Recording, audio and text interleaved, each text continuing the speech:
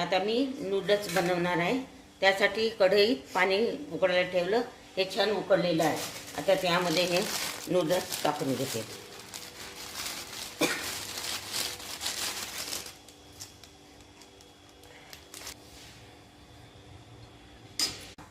Noodles उकळून झालेले. आता गॅस बंद करते आणि चाळणीमध्ये काढून घेते. मी आता चाळणीमध्ये काढलेलं आहे आणि याच्यावर आता मी थंड पाणी टाकून घेते. याला थंड पाणी टाकून थंड करून घेते. या पद्धतीचे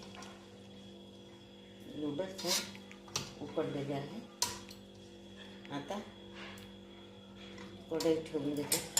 गॅस पेटवून घेते आणि आता त्यामध्ये तेल घालून घेते. आता त्यासाठी मी बारीक उभा कांदा चिरलेला आहे. हिरव्या मिरच्या, ही शिमला मिरची उभी चिरलेली आहे. पत्तागोबी छान उभी चिरली आणि गाजर ही कोथिंबीर यासाठी लागणारं साहित्य. आता मी थोडं जिरं घालून घेते फोडणीला. बारीक चिरलेला कांदा टाकून घेते.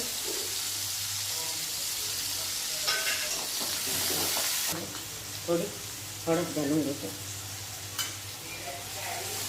मीठ घालून घेते मी, म्हणजे कांदा मिठाने लवकर शिजते.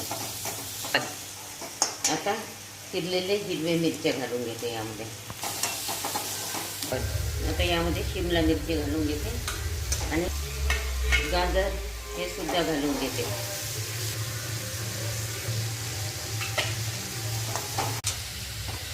आता या मसाला छान थोडा वेळ शिजू देते.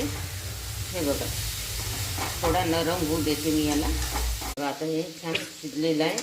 त्यामध्ये मी हे नूडल्स घालून घेते. आता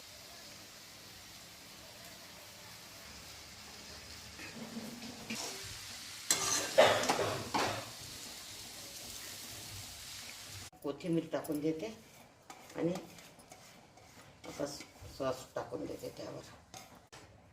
याच्यात सोया सॉस टाकून दिला आहे आणि एकदम पातळ असल्यामुळे खूप पडला.